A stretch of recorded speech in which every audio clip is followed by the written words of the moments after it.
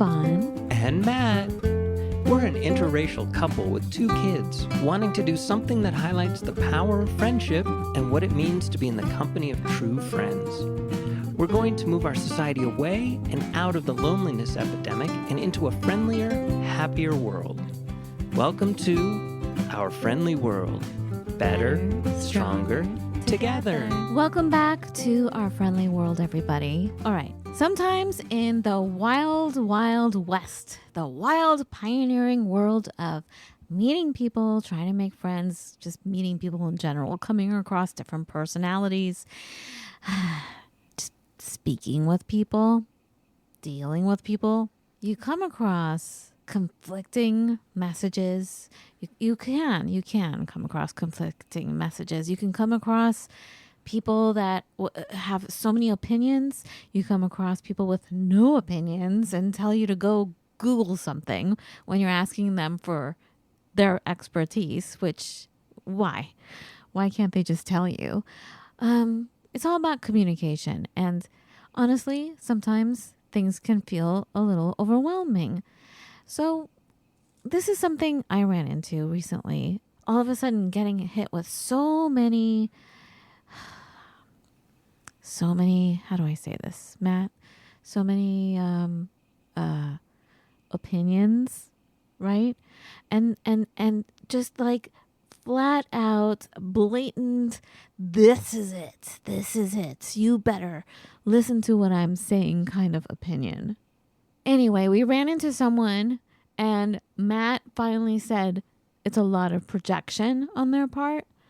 So how do we know when you're dealing with someone that is projecting their own baggage, their own beliefs, their own everything, and not really taking a look at you as a person, not really looking at what you're dealing with as a separate entity? So how do you deal with that, Matt?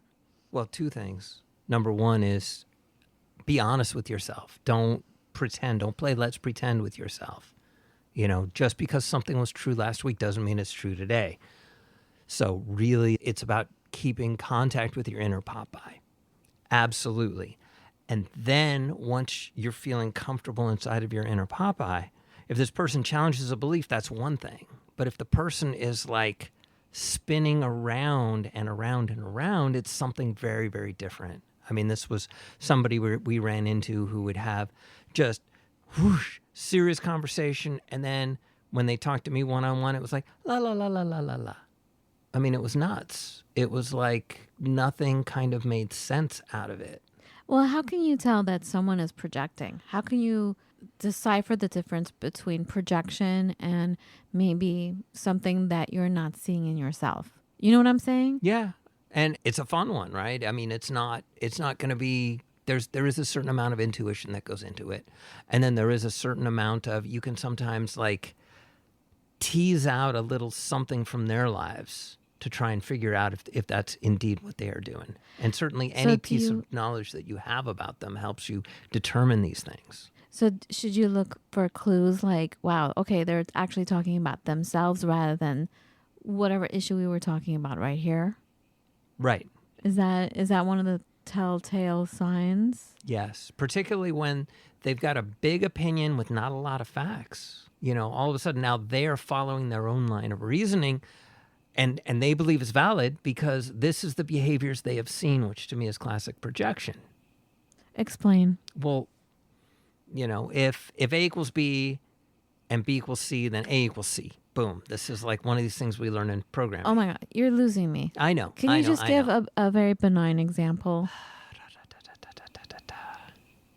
Okay, so I like the American football team, the Baltimore Ravens. So if somebody says Ravens or even Raven, I think about that. But my oldest thinks about Edgar Allan Poe and the Raven. So the meaning of Raven is very different between us. So if I'm talking Raven and I'm talking with my oldest and I talk about my beloved Ravens, blah, blah, blah, blah, blah, they'll take it into thinking about Edgar Allan Poe, thinking about poetry, thinking about everything else. And yet I'm throwing all of my stuff into it.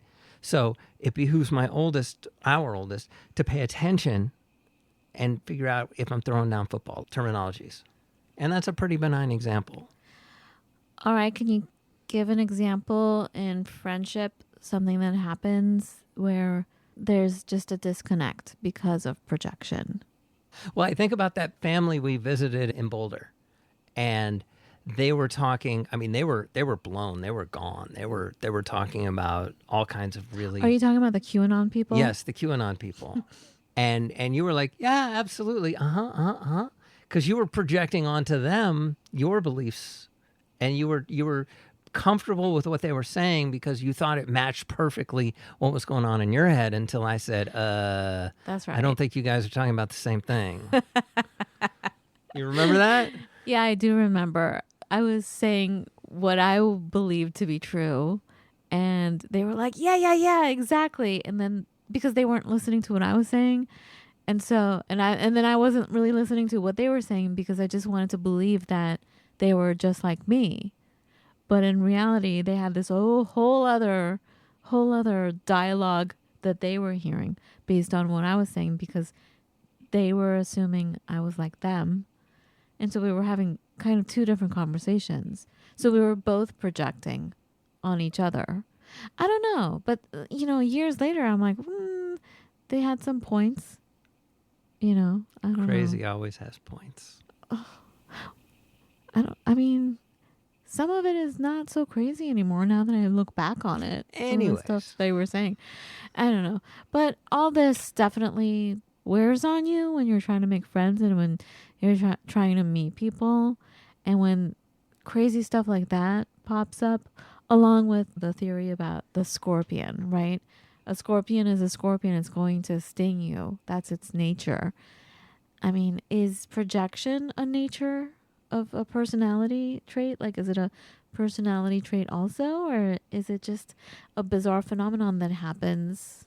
I think there's a bunch of stuff that happens. I think part of it is we want to be surrounded by people who are like us, and we believe that, the way we are is the best way to be. I mean, that's what most people believe. And so we really desperately want to see that in others. And so sometimes we hang it out there a little bit. Until, of course, reality sinks in and everybody's like, no.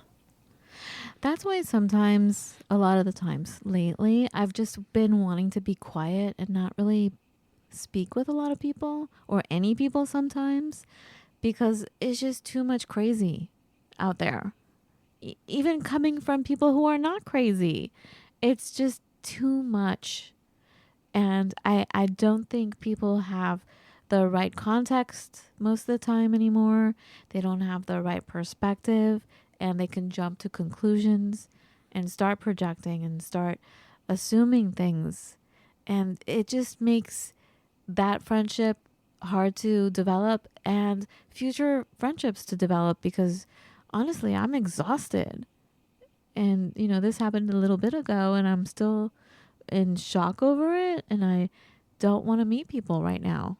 Well, I tend to keep my friendships almost banal for the longest time. I mean, they're very almost superficial and just. I mean, it doesn't even have to be with friendship, though. It could just be someone that you have to interact with. And then you come across these things and you have to deal with it. Well, if I have to deal with it, then I'll just kind of get over. I'll just go over it, meaning I'll ignore it on some level. You are way better than me. I can't do that. Do you really ignore it or do you store it somewhere in your body? Well, who knows? I'm currently working with a guy who is never wrong about anything, even if he's clearly wrong. And that's a little tiring, but it is. But I get over it because sometimes we will, once in a while, we will have a really interesting discussion. And he's starting to learn because I'm not protecting him from anybody anymore. And so people are coming to him and talking to him and realizing this and like not wanting to talk to him. And he's getting more isolated. I recently met someone who has really strong opinions and I realized no matter what I did, and she does this with everybody, no matter what, she has a very negative or derogatory comment on everything, every minute. And I found myself feeling dizzy around her. And, of course she thinks, oh, I'm from California, so I'm very ditzy or whatever it is, whatever perception they have of what California is. I couldn't even drive with her in the car because I felt dizzy because it was the constant judgment, the constant remarking about something I did constantly, nonstop. And honestly, I'm still trying to recuperate from that. I stopped hanging around this person. I can't do it. It's exhausting. It doesn't help that here I am trying to, again, develop concepts of what friendship is and how we can come together and how we can appreciate every value from every person. It's hard to do, and I just wanted to just talk about that today, that there are hard personalities to deal with. You need to take a break. You need to decipher, look at it like it is what it is. This is what's happening, and don't take everything so personally. Sometimes people are just that way, judgmental, opinionated, projecting, all of that stuff. So again, it's good to sometimes not be with a bunch of people, and sometimes, a lot of the time for me anyway, to sit quietly, not listen to anything or anyone for a little while, so you can hear your own thoughts start to come in, where you can hear your own intuition come and express itself, so you can decipher, is this true? Is this not true? Is this projection, or is it the truth about me that I don't want to look at? All of that, so you can decipher what's going on. Anyway, that's my lesson for this week. Yeah, sometimes it's great to just, I don't know, sit, go to the movies, talk about, maybe go out to dinner afterwards with a friend and talk about the movie and move away. And not move away, but, then end the engagement or the date, whatever you want to call it, with the person. And that is your interaction with them. Sometimes it's good to be superficial. Sometimes it's good to put force shields up, depending on the person, if you have to deal with them. And sometimes it's good to go off on them. So there you go. If I go off on someone, I think it'll be like very bad, because I tend to just go off and blow up all of a sudden. And they're like, where'd this come from? So I'd rather just be alone for a little bit and come back later. Anyway, so that's it. Do you have anything else? That's Nope. it. Be well, everyone. Have a beautiful everyday. We'll talk to you in a few days.